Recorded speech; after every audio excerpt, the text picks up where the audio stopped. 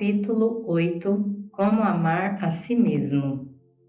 Quando perdoamos e nos libertamos, não é só um peso enorme que sai das nossas costas. É também uma porta que se abre para nos amarmos a nós próprios.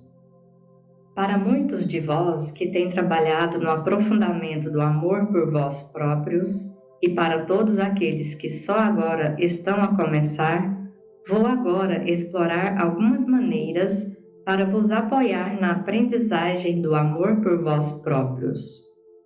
Eu chamo a isto os meus 10 passos. E ao longo dos anos já enviei essa lista a milhares de pessoas. Amarmos a nós próprios é uma aventura maravilhosa. É como aprender a voar. Imaginem se todos nós tivéssemos o condão de voar. Seria de fato excitante. Vamos começar a amar-nos agora.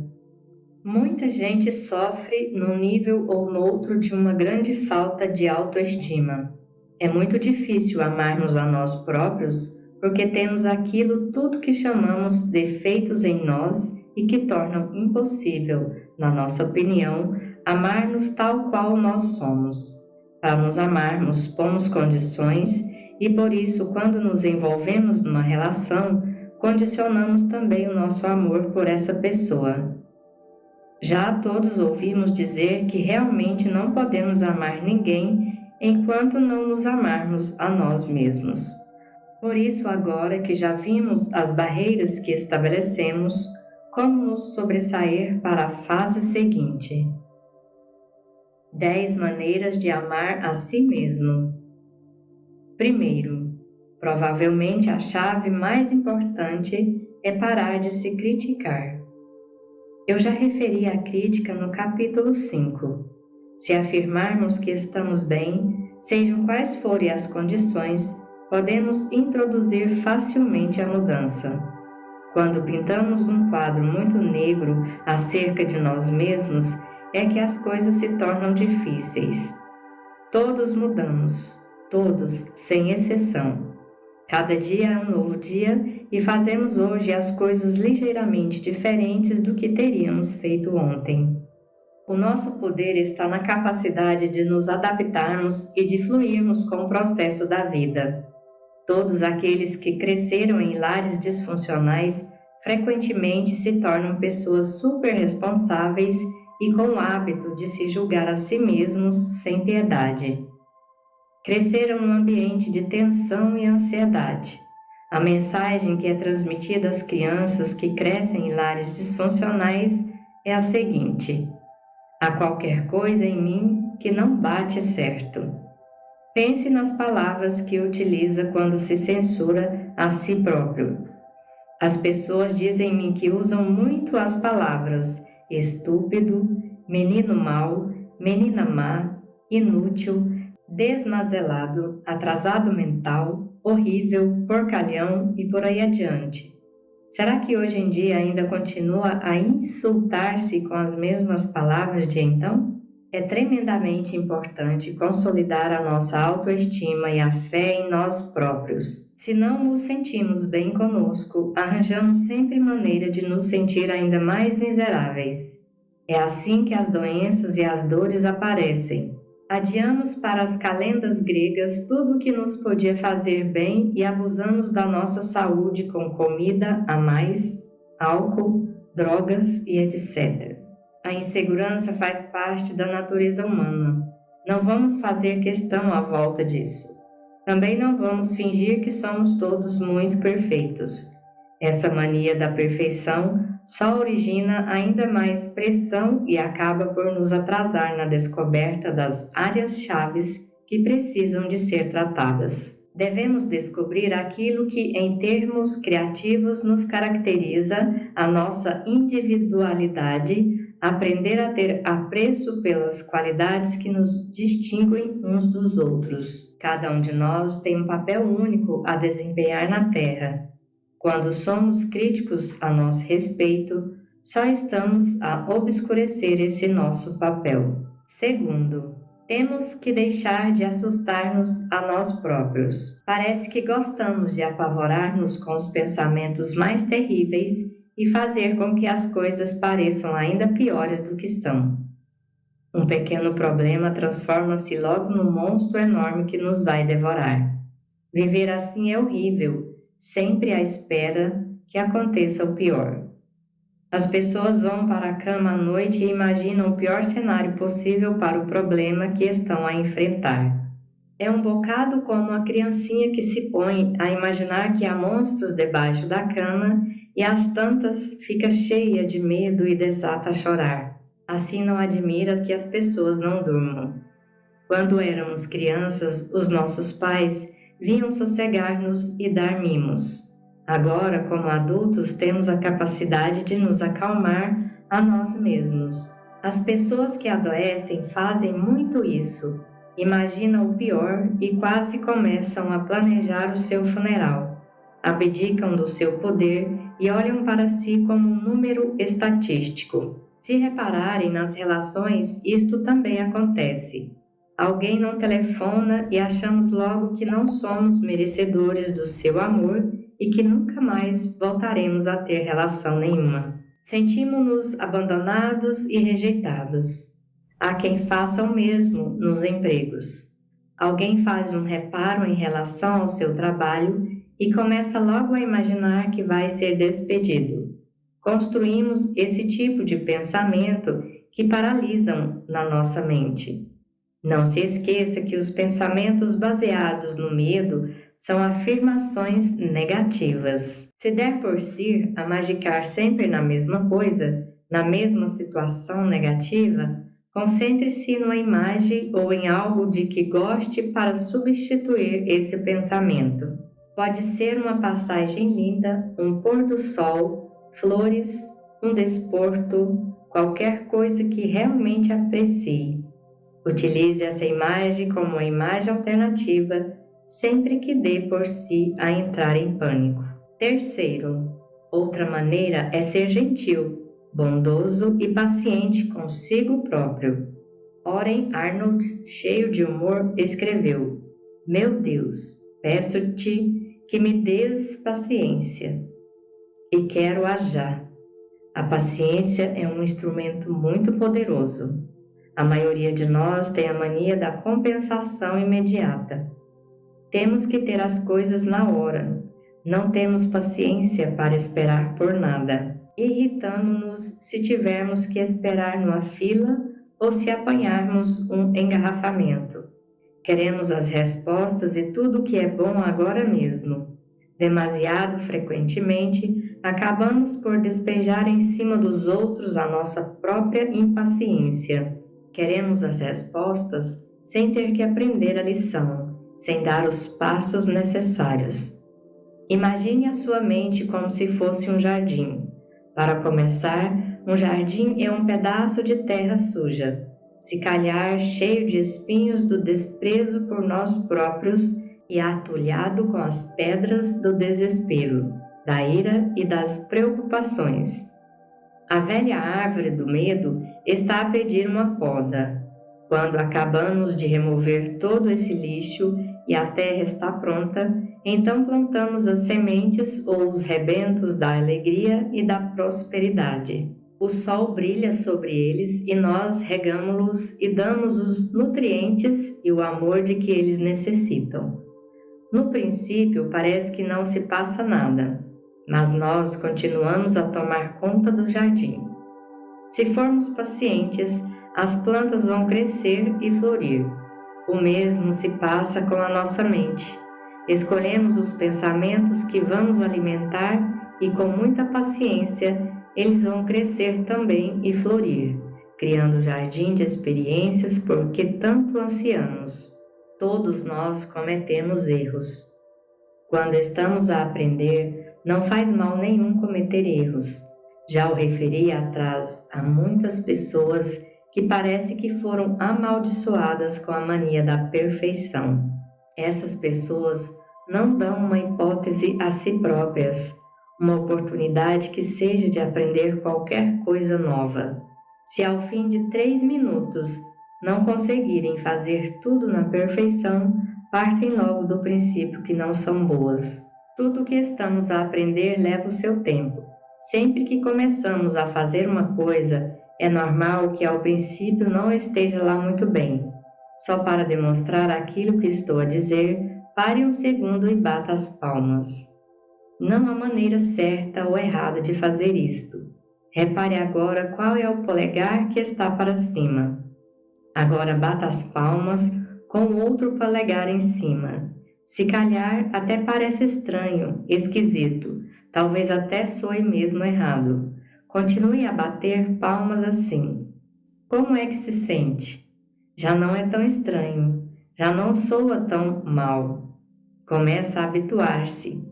Se calhar, até consegue habituar-se a bater palmas das duas maneiras. Passa-se exatamente o mesmo quando começamos a fazer alguma coisa pela primeira vez. É diferente e começamos logo a julgar. No entanto, com a prática, pode tornar-se uma coisa normal e natural. Não vamos conseguir amar a nós próprios totalmente num dia. O que é possível é todos os dias amarmos-nos mais um bocadinho. Dia a dia, damos um pouco mais desse amor a nós mesmos e ao final de 2, 3 meses, vamos começar a ver os progressos que já fizemos. Por isso, os erros fazem parte do caminho. São preciosos porque com eles aprendemos.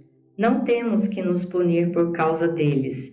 Se quisermos aprender e crescer com os nossos erros, então demos já um passo enorme no sentido do preenchimento das nossas vidas.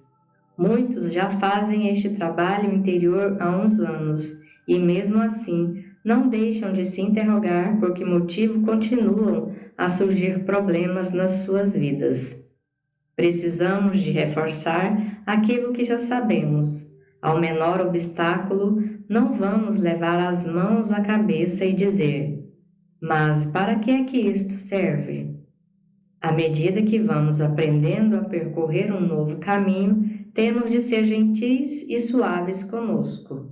Não se esqueça do exemplo do jardim.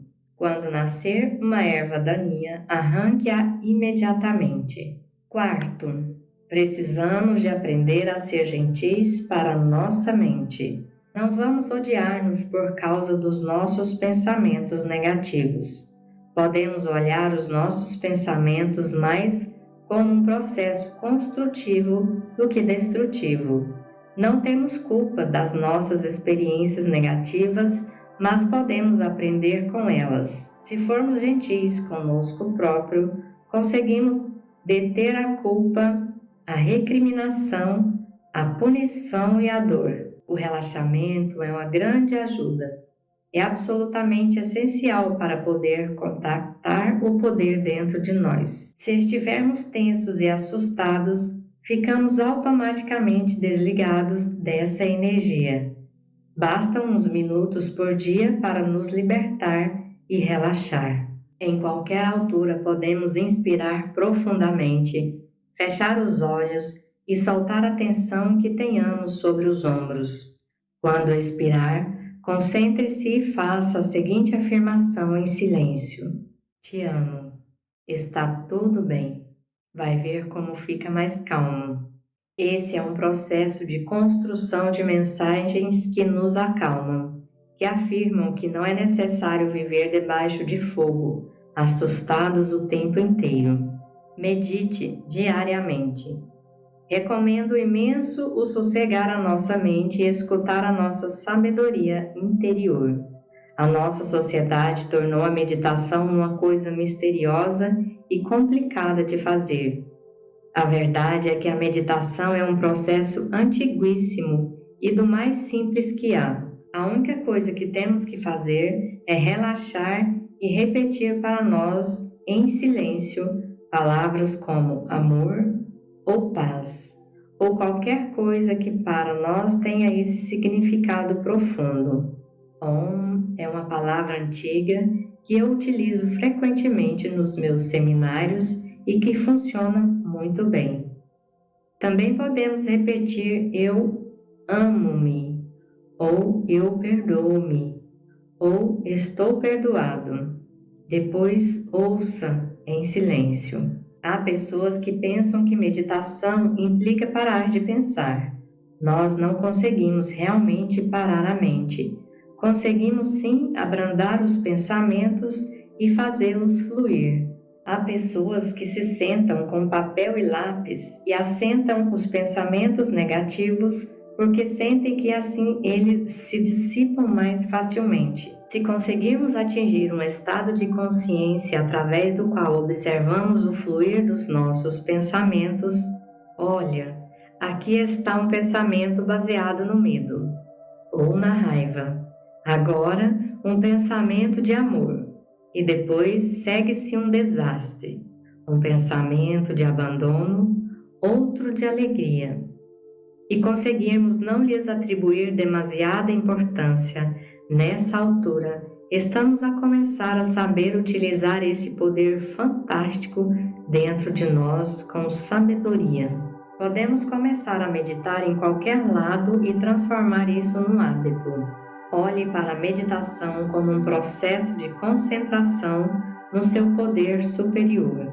É uma forma de nos ligarmos com a nossa sabedoria interior. Podemos fazê-lo da maneira que quisermos. Há quem faça uma espécie de meditação enquanto faz o seu jogging diário ou enquanto dá um passeio. Se o fizer de qualquer outro modo, não se ponha a julgar que está errado. Eu adoro pôr-me de joelhos no meu jardim e cavar um buraco. Para mim é uma ótima meditação. Visualize resultados otimistas. A visualização também é extremamente importante e existem uma série de técnicas à nossa disposição. O Dr. Carles Simonton, no seu livro Ficando Bem Novamente, recomenda imenso as técnicas de visualização para os doentes com cancro. Muitas vezes os resultados são excelentes.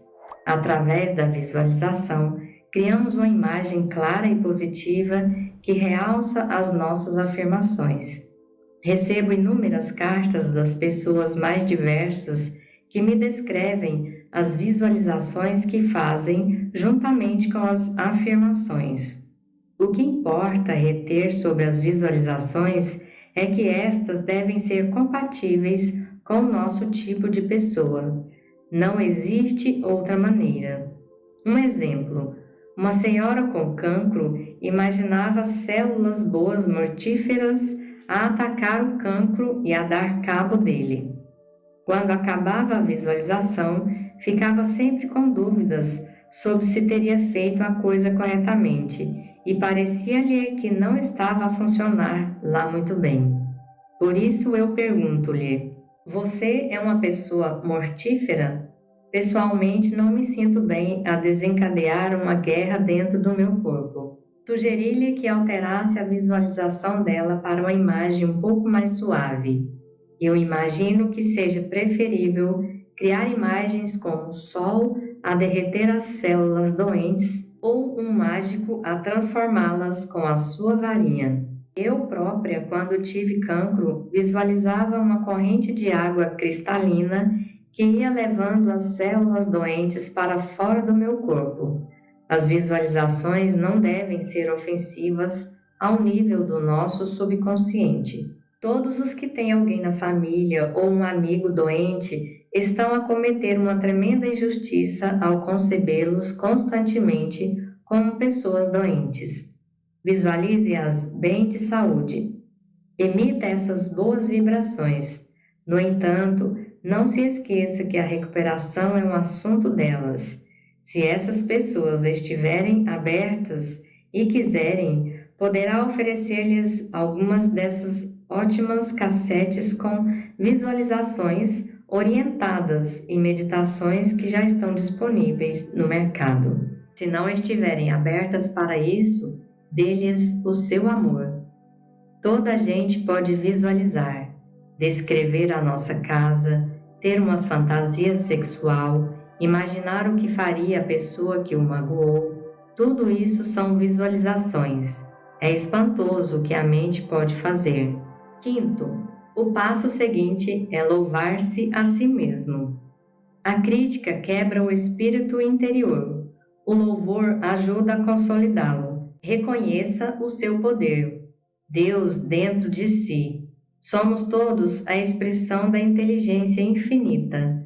Quando nos desconsideramos, estamos também a desconsiderar o poder que nos criou. Comece pelas coisas pequenas.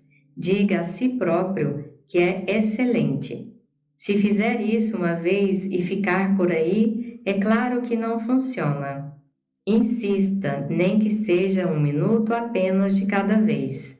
Acredite que com a prática torna-se tudo mais fácil. Não esqueça que precisa de dar apoio a si próprio quando experimentar uma nova técnica ou uma coisa diferente. Qualquer coisa que esteja a aprender e na qual não esteja ainda muito experiente. Para mim, foi uma emoção enorme da primeira vez que falei na Igreja da Ciência Religiosa em Nova York. Lembro-me como se tivesse sido ontem. Foi numa reunião de sexta-feira à tarde. As pessoas escreviam as perguntas que queriam fazer e colocavam os papéis no cestinho para eu depois responder. Peguei no cestinho, subi ao palco, respondi as perguntas e fiz um pequeno tratamento a cada uma dessas pessoas. Quando acabei e abandonei o pódio, disse cá para mim: Louise, foste fantástica.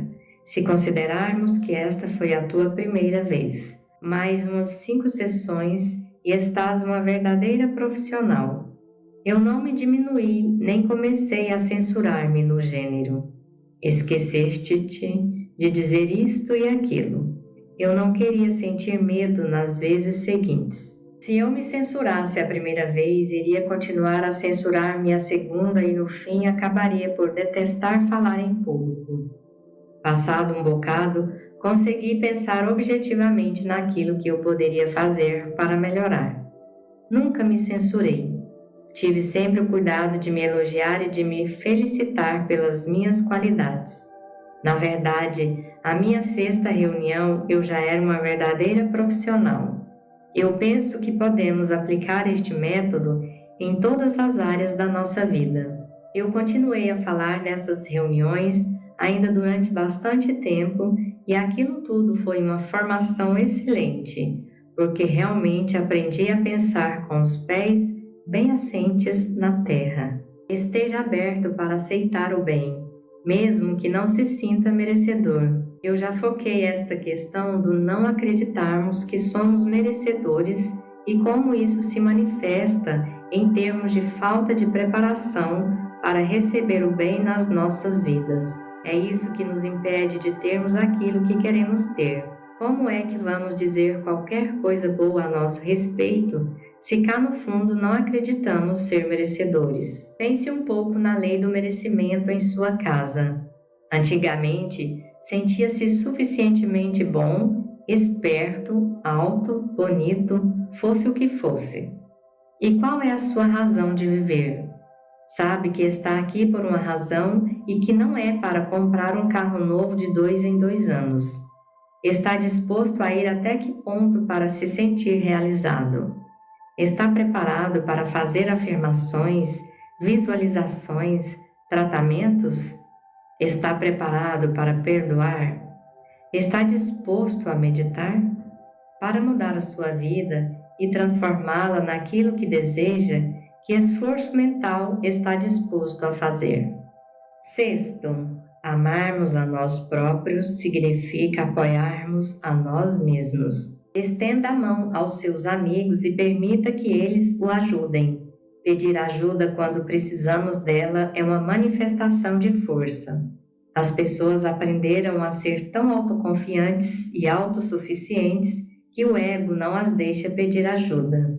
Da próxima vez que se vir aflito, em vez de tentar resolver tudo sozinho e depois acabar irritado porque não consegue, experimente pedir ajuda. Há grupos de apoio em todas as cidades. Há programas dos 12 passos para praticamente quase todos os problemas. Em algumas áreas, há grupos de cura e organizações sediadas nas igrejas. Se não conseguir encontrar o grupo que procura, pode iniciar um. Não é tão difícil como isso. Junte 2 ou 3 amigos que padeçam do mesmo mal e estabeleçam em conjunto linhas de orientação a seguir. Se o fizerem com amor, o grupo há de crescer. As pessoas serão atraídas como por um ímã. Se o grupo começar a crescer e o local das reuniões se tornar pequeno demais, não se preocupe. O universo resolve sempre tudo. Se não sabe como agir, escreva para o meu escritório e nós enviar-lhe-emos linhas de orientação sobre a condução de um grupo. Podemos realmente estar disponíveis uns para os outros. Eu comecei o Hay House em Los Angeles em 1985 com 6 doentes com AIDS na minha sala de estar. Não sabíamos o que íamos fazer com uma crise daquelas.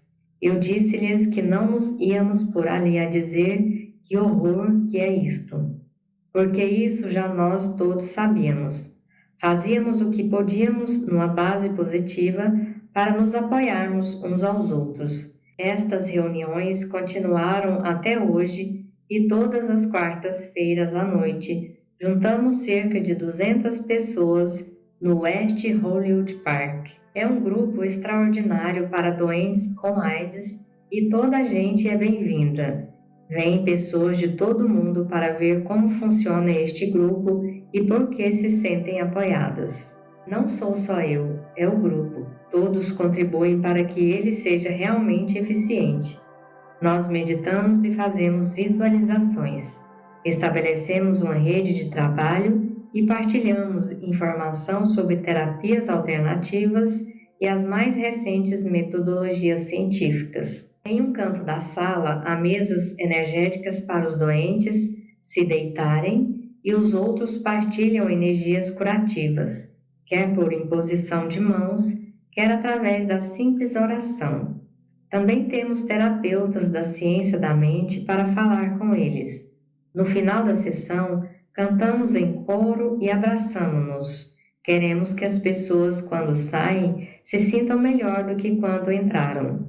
Temos inúmeros casos de pacientes que sentiram essa elevação positiva durante dias seguidos. Os grupos de apoio tornaram-se uma nova realidade social e são um instrumento muito eficaz nessa época complexa que estamos a viver. Muitas igrejas do novo pensamento, como a Igreja da Unidade ou da Ciência Religiosa, organizam grupos de apoio semanais. A maior parte desses grupos estão anunciados em revistas e jornais da nova era. O cruzamento da informação é extremamente importante. Pode funcionar como a faísca que nos põe no trilho certo.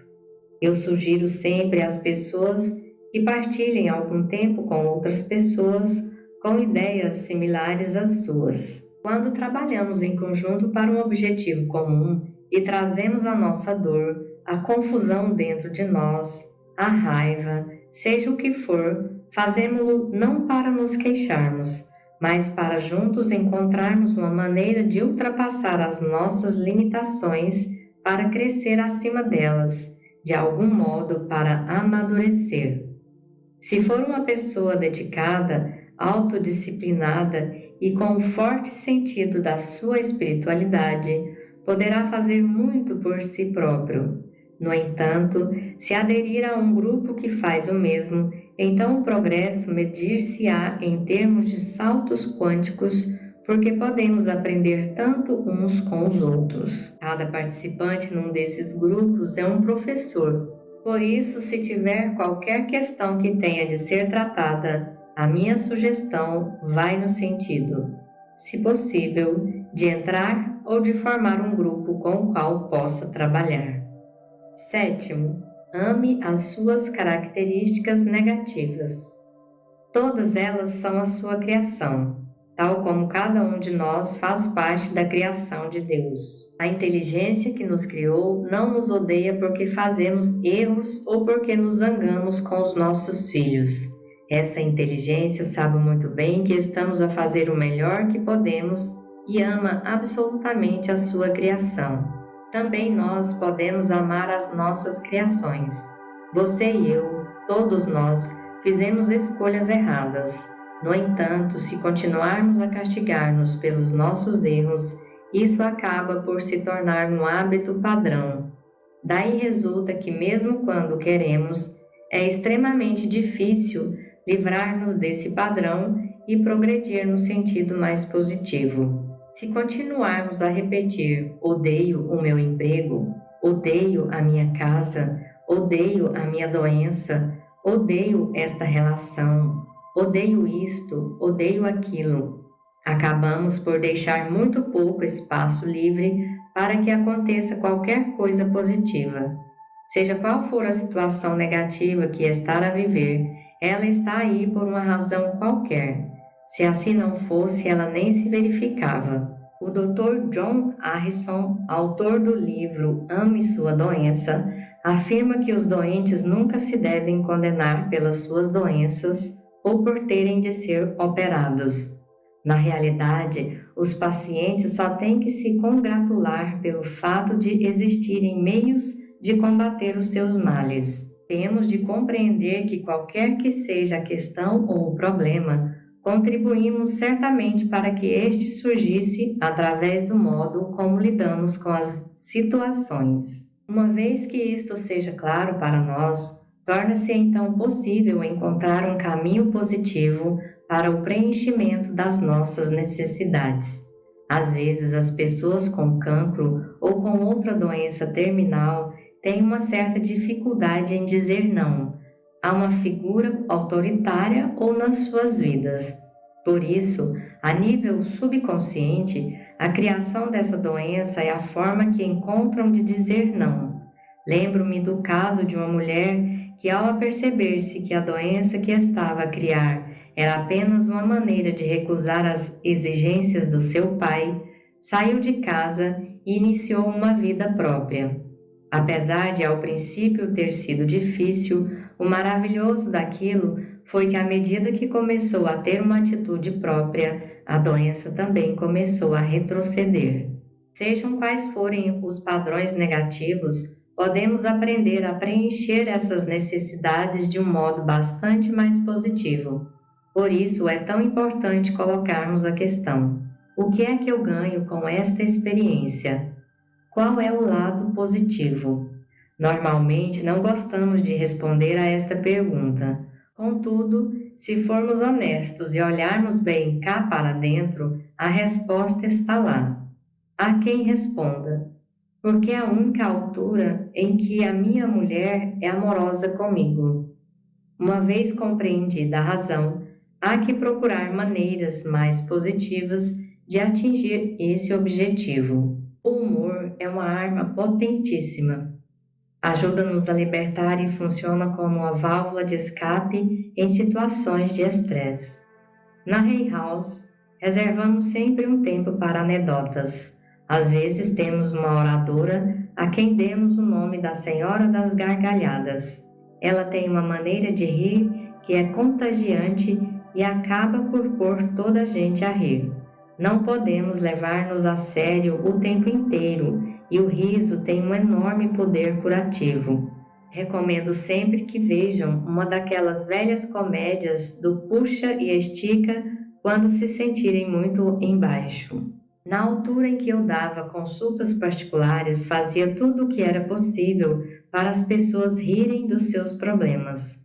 Quando temos a capacidade de olhar para as nossas vidas como uma peça de teatro ou uma telenovela, um drama ou uma comédia, acabamos por obter uma melhor perspectiva e, desse modo, conseguirmos posicionar-nos no princípio do caminho da cura.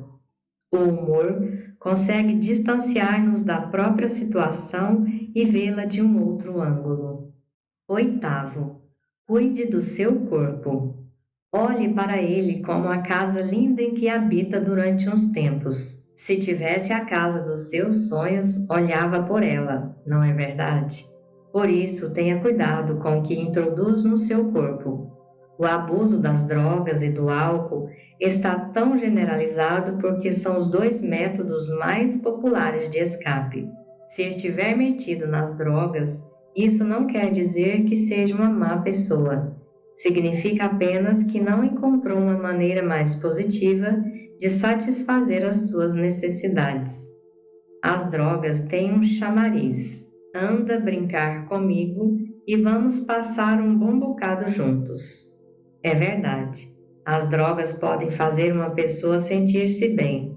No entanto, alteram tanto a nossa realidade que, apesar de ao princípio isso não ser assim tão evidente, o preço que temos de pagar acaba por ser terrível. Quem toma drogas durante uns tempos acaba por arruinar a saúde e sente-se mal a maior parte do tempo. As drogas afetam o nosso sistema imunitário, o que provoca sempre inúmeros males físicos. O uso repetido leva à dependência, e as pessoas interrogam-se sobre o verdadeiro motivo que as levou sequer a começar. Uma coisa é experimentar as drogas sob pressão de uns amigos. Outra coisa é mergulhar no uso contínuo e repetido. Ainda estou para conhecer uma pessoa que se ame a si próprio e que esteja viciada em drogas. Tomamos drogas e ingerimos álcool para fugir de sentimentos adquiridos na nossa infância, tal como sentir que não somos suficientemente bons. Porém, quando seus efeitos passam, sentimos-nos ainda pior que antes. Depois há a culpa, que nos acompanha sempre. É bom saber que não há problema em sentir o que sentimos e reconhecer os sentimentos. Os sentimentos passam, nunca ficam para sempre. Empanturrar-nos em comida é uma outra maneira de esconder o nosso amor. Não podemos viver sem comida porque é ela que alimenta o nosso corpo e ajuda a criar novas células. Mesmo sabendo qualquer coisa sobre nutrição, muitas vezes utilizamos a comida ou os regimes alimentares como uma forma de castigo e acabamos por cair na obesidade. Nos Estados Unidos, tornamos-nos uma nação de viciados em comidas de plástico. Comemos há décadas aquilo que eu designo pela grande dieta americana, atafulhando-nos em comida plástica. Permitimos que as grandes empresas alimentares e os seus truques publicitários influenciassem os nossos hábitos alimentares. Os próprios médicos não têm uma cadeira de nutrição na faculdade. Se quiserem aprofundar essa área, terão de fazê-lo extracurricularmente. A chamada medicina convencional, na sua fase atual, concentra-se basicamente nas drogas e na cirurgia. Se quisermos aprender qualquer coisa sobre nutrição, temos que aprender por nós. Tomar consciência daquilo que metemos na boca e dos seus efeitos no nosso corpo é um ato de amor e respeito para conosco. Depois do almoço, passada 1 hora, se começar a sentir sono, poderá perguntar: o que é que eu comi? Pode ter comido qualquer coisa que não era a mais indicada. Comece a reparar na comida que lhe dá energia e na que o esvazia, que o puxa para baixo. Poderá fazê-lo na base do ensaio e do erro, ou poderá consultar um nutricionista que o elucide a este respeito. Lembre-se que o que está certo para uma pessoa pode não estar correto para outra, visto os nossos corpos serem diferentes. A dieta macrobiótica é ótima para muitas pessoas, tal como o método Fit for Life, do casal Harvey e Marilyn Diamond. São conceitos completamente diferentes, mas, no entanto, ambos funcionam.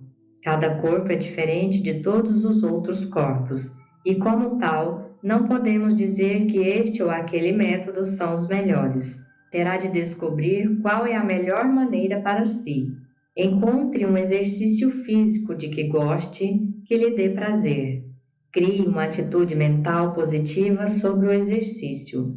Muitas vezes criamos obstáculos no corpo, basicamente através do que absorvemos das outras pessoas. Mais uma vez, se pretendemos realmente mudar, é necessário perdoar a nós mesmos e deixar de encher o corpo de raiva e ressentimento. A combinação de afirmações com o exercício é um método excelente de reprogramar os velhos conceitos negativos que temos sobre o nosso corpo e a nossa forma. As novas tecnologias para a saúde multiplicam-se. Estamos também a começar a aprender a combinar métodos curativos antigos, como, por exemplo, a medicina ayurvédica, com a tecnologia de ondas sônicas. Tenho vindo a estudar o modo como o som pode estimular as nossas ondas cerebrais e acelerar as nossas capacidades de aprendizagem e cura. Já há investigação realizada que demonstra que podemos curar doenças alterando mentalmente a estrutura do nosso DNA.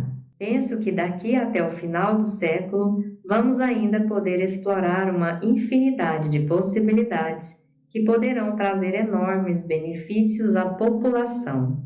Nono, eu gosto de enfatizar a importância do trabalho feito em frente ao espelho, quando queremos encontrar a razão de ser de qualquer questão que nos impede de amar a nós mesmos. Podemos praticar o trabalho em frente ao espelho de muitas maneiras. Eu gosto de olhar para o espelho logo pela manhã e dizer: gosto de ti.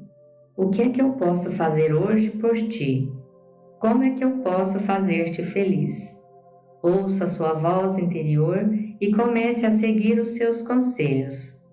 Ao princípio, provavelmente, não vai ouvir nada porque está tão habituada à censura que não sabe responder com um pensamento gentil, baseado no amor. Se durante o dia acontecer uma coisa desagradável, vá ao espelho e diga: gosto de ti assim mesmo. As coisas vêm e vão, mas o amor dentro de nós é constante e é a qualidade mais importante na nossa vida. Se acontecer uma coisa boa, dirija-se ao espelho e agradeça. Reconheça em si a capacidade de criar experiências maravilhosas. Em frente ao espelho também pode perdoar a si e aos outros. Experimente falar com os outros, especialmente quando tiver medo de falar pessoalmente com alguém. Pode limpar velhas questões com pessoas, os pais, patrões, médicos, crianças, amantes. Aí é o local certo para dizer tudo o que teria medo de dizer. No fim, não se esqueça de lhes pedir o seu amor e aprovação, porque afinal é isso mesmo que deseja. As pessoas que sentem dificuldade de gostar de si mesmas normalmente têm dificuldade em perdoar. Não perdoar mantém fechada uma porta dentro de nós. Quando perdoamos e esquecemos as ofensas, não é apenas um peso enorme que sai de cima dos nossos ombros. É também essa porta do amor por nós mesmos que volta a abrir-se. As pessoas dizem: que grande carga saiu de cima de mim. É evidente que sim. Andávamos com essa carga às costas há já uma eternidade.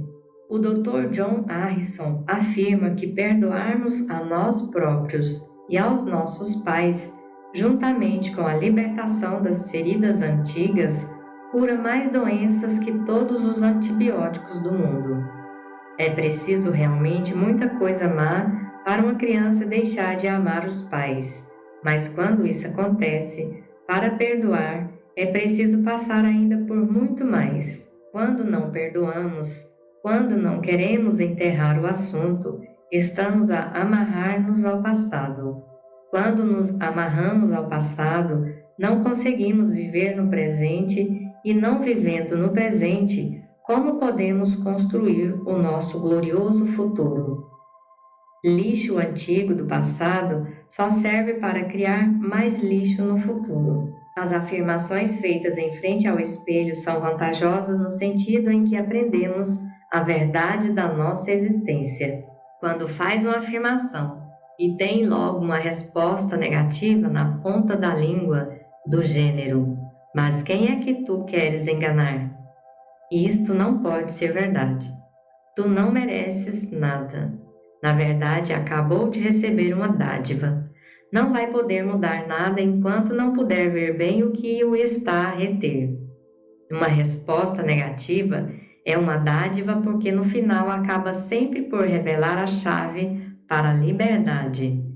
Converta essa resposta negativa numa afirmação positiva, por exemplo: mereço tudo o que é bom. Eu permito que as boas experiências preencham a minha vida. Repita essa afirmação até ela formar uma nova parte da sua vida. Já vi famílias mudarem imenso só pelo fato de apenas um membro fazer afirmações. Na Hay House temos muita gente proveniente de famílias desavindas. Gente cujos pais nem sequer lhes falam. Fi-los repetir a seguinte afirmação: a minha comunicação com todos os membros da minha família é excelente, carinhosa, quente e aberta, inclusive com a minha mãe, ou com quem quer que fosse a pessoa problema. Sugeri que sempre que essa pessoa ou a família lhes viesse à mente, repetissem uma e outra vez essa afirmação em frente ao espelho. É comovedor, ao fim de 3, 6, 9 meses, ver os pais aparecer nas reuniões e acompanhar os filhos. 10º, por fim, ame a si próprio já. Não espere até que esteja tudo bem consigo. A insatisfação conosco é um velho padrão que temos de quebrar. Se conseguir estar satisfeito, se puder sentir o amor e a aprovação, então poderá desfrutar verdadeiramente o momento em que o bem entrar na sua vida. Se aprendermos a gostar de nós, começamos também a amar e a aceitar o próximo. Não podemos mudar os outros, por isso temos de os deixar em paz. Gastamos tanta energia a tentar fazer os outros mudar. Se utilizássemos metade dessa energia em nós, ficávamos diferentes de certeza, e se ficássemos diferentes, a interação dos outros conosco seria também diferente. Não podemos adquirir a experiência da vida pelos outros. Cada um de nós tem de aprender as suas lições particulares. Tudo o que podemos fazer é aprender por nós próprios, e o amor por nós é o primeiro passo.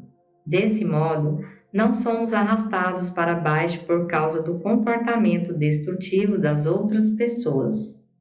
Se estiver envolvido com uma pessoa realmente negativa e que não quer mudar, vai precisar de muito amor por si próprio para se poder afastar.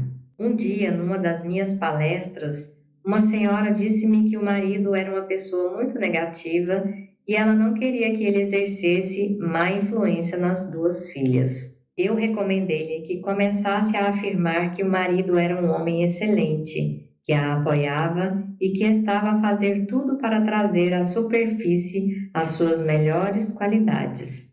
Disse-lhe que afirmasse tudo o que gostava que acontecesse e sempre que ele fosse negativo, repetir mentalmente essas afirmações. Todavia, por mais afirmações que ela fizesse, a relação não avançava sequer 1 milímetro. Isso podia também ser interpretado como uma resposta em si. A relação não ia funcionar nunca. Com o aumento do índice de divórcios no nosso país, creio que uma das perguntas que as mulheres devem fazer a si próprias antes de terem filhos é a seguinte: será que estou verdadeiramente disposta a criar estas crianças sozinha? As famílias monoparentais são cada vez mais a norma neste país e usualmente são as mães que assumem a responsabilidade de criar os filhos. Antigamente, os casamentos eram para a vida, mas agora os tempos mudaram e este é um fator a ponderar seriamente. Com demasiada frequência, as pessoas aguentam situações de abuso e deixam-se espezinhar. Nessas alturas, aquilo que estamos a dizer é: não sou merecedora de amor, por isso vou ficar aqui e engolir tudo, porque devo merecer este tratamento. E além do mais, ninguém mais no mundo me vai querer. Eu sei que aquilo que digo soa simplista demais e que estou sempre a repetir as mesmas coisas. Mas a verdade é que eu acredito que o amor por nós próprios é a solução mais rápida para todos os nossos problemas.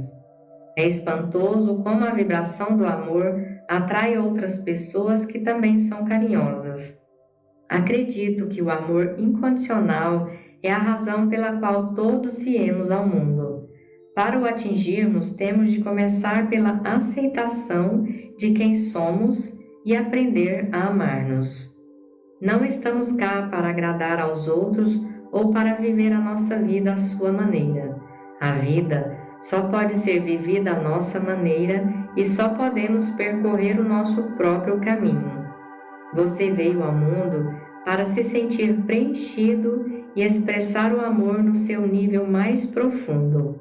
Está cá para aprender, para crescer, absorver e projetar compaixão e compreensão. Quando deixar este planeta, não vai levar consigo nenhuma relação, nem o carro, nem a conta bancária ou o seu emprego. A única coisa que nos acompanha quando partimos deste mundo é a nossa capacidade de amar.